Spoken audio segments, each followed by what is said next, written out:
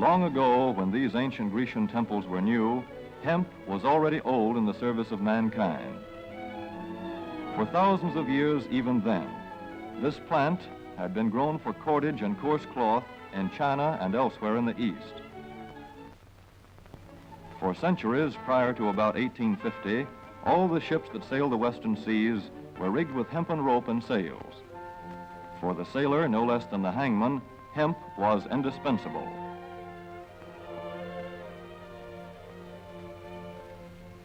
A 44-gun frigate, like our cherished old Ironsides, took over 60 tons of hemp for rigging.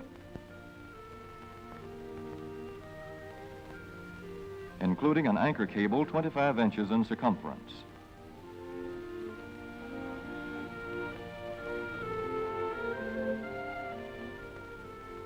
The Conestoga wagons and prairie schooners of pioneer days were covered with hempen canvas. Indeed, the very word canvas comes from the Arabic word for hemp. In those days, hemp was an important crop in Kentucky and Missouri. Then came cheaper imported fibers for cordage, like jute, sisal, and manila hemp, and the culture of hemp in America declined. But now, with Philippine and East Indian sources of hemp in the hands of the Japanese, and shipment of jute from India curtailed, American hemp must meet the needs of our Army and Navy as well as of our industries. In 1942, patriotic farmers at the government's request planted 36,000 acres of seed hemp, an increase of several thousand%. The goal for 1943 is 50,000 acres of seed hemp. In Kentucky, much of the seed hemp acreage is on river bottom land such as this, along the Kentucky River Gorge. Some of these fields are inaccessible except by boat. Thus, plans are afoot for a great expansion of the hemp industry as a part of the war program. This film is designed to tell farmers how to handle this ancient crop, now little known outside Kentucky and Wisconsin. This is hemp seed. Be careful how you use it. For to grow hemp legally, you must have a federal registration and tax stamp. This is provided for in your contract. Ask your AAA committeeman or your county agent about it. Don't forget, hemp demands a rich, well-drained soil such as is found here in the bluegrass region of Kentucky or in central Wisconsin.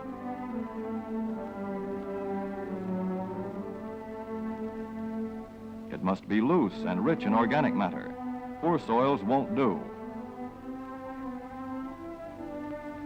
Soil that will grow good corn will usually grow hemp. Hemp is not hard on the soil.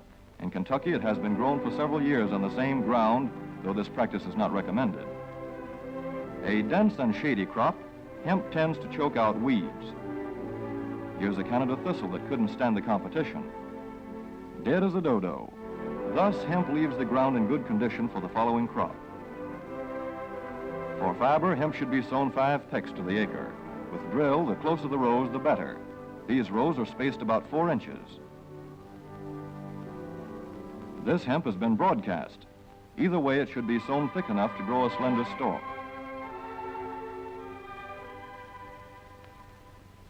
Here's an ideal stand.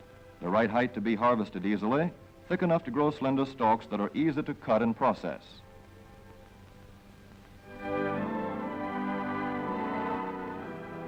Stalks like these here on the left, they yield the most fiber and the best. Those on the right are too coarse and woody. For seed, hemp is planted in hills like corn, sometimes by hand. Hemp is a dioecious plant. The female flower is inconspicuous, but the male flower is easily spotted. In seed production, after the pollen has been shed, these male plants are cut out. These are the seeds on a female plant. Hemp for fiber is ready to harvest when the pollen is shedding and the leaves are falling. In Kentucky, hemp harvest comes in August. Here, the old standby has been the self-rake reaper, which has been used for a generation or more. Hemp grows so luxuriantly in Kentucky that harvesting is sometimes difficult, which may account for the popularity of the self-rake with its lateral stroke.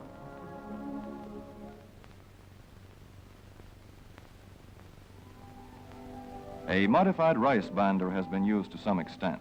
This machine works well in average hemp.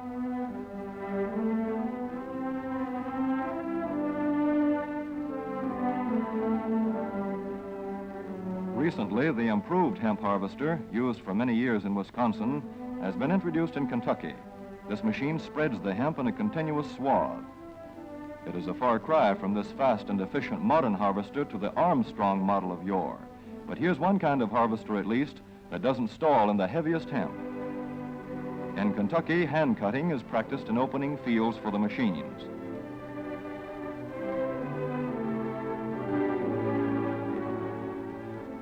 In Kentucky, hemp is shucked as soon as safe after cutting, to be spread out for retting later in the fall.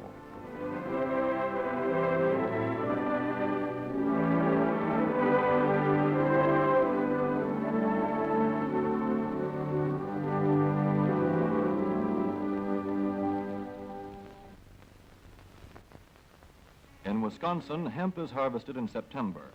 Here, the hemp harvester with automatic spreader is standard equipment. Note how smoothly the rotating apron lays the swath preparatory to retting. Here it is a common and essential practice to leave headlands around hemp fields. These strips may be planted to other crops, preferably small grain.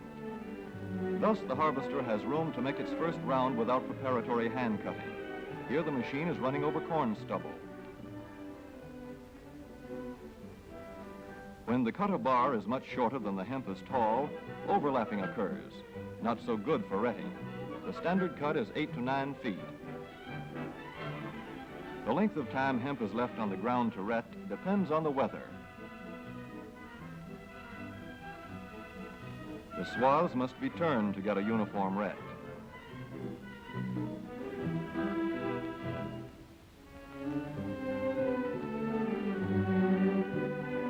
When the woody core breaks away readily, like this, the hemp is about ready to take up and bind into bundles.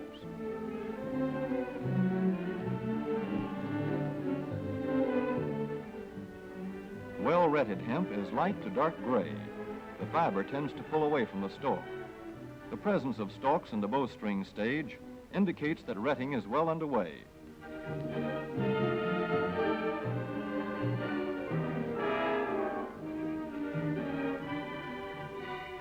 When hemp is short or tangled, or when the ground is too wet for machines, it is bound by hand.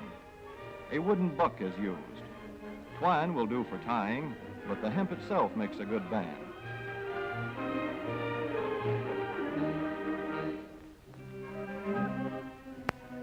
When conditions are favorable, the pickup binder is commonly used. The swath should lie smooth and even with stalks parallel. The picker won't work well in tangled hemp.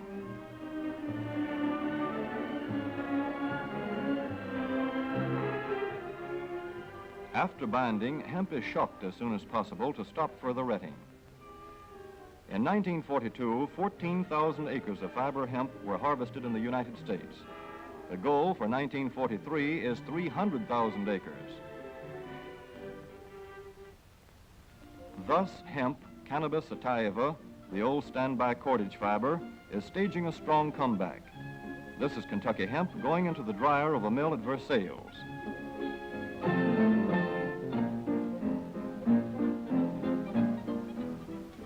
In the old days, breaking was done by hand, one of the hardest jobs known to man.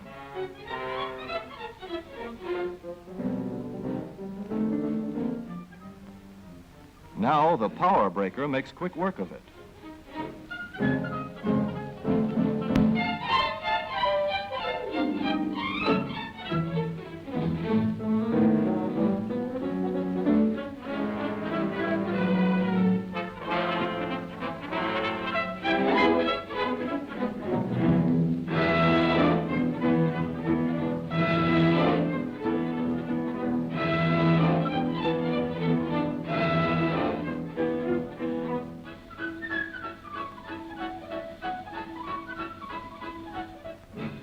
Spinning American hemp into rope yarn or twine in the old Kentucky River Mill at Frankfort, Kentucky. Another pioneer plant that has been making cordage for more than a century.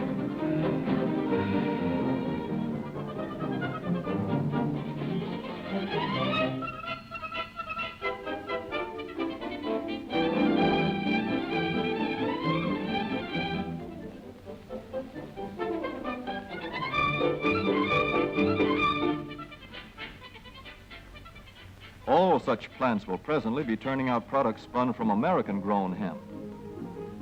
Twine of various kinds for tying, winding armatures, and upholsterers' work. Rope for marine rigging and towing, for hay forks, derricks, and heavy-duty tackle. Light-duty fire hose. Thread for shoes for millions of American soldiers. And parachute webbing for our paratroopers.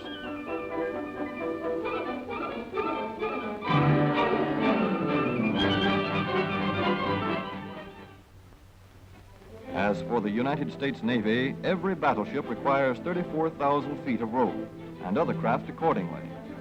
So here in the Boston Navy Yard, where cables for frigates were made long ago, crews are now working night and day making cordage for the fleet. In the old days, rope yarn was spun by hand.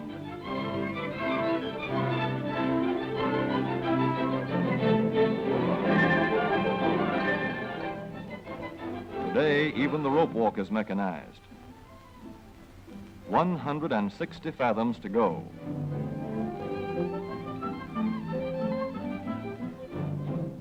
The rope yarn feeds through holes in an iron plate.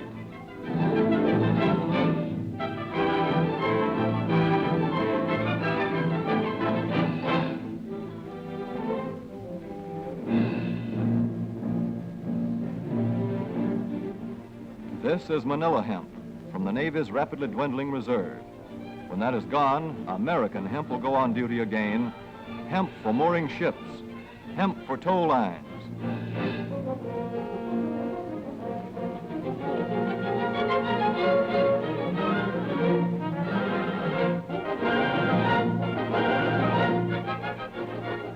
Hemp for tackle and gear.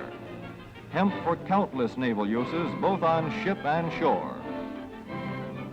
Just as in the days when old Ironside sailed the seas victorious, with her hempen shrouds and hempen sails.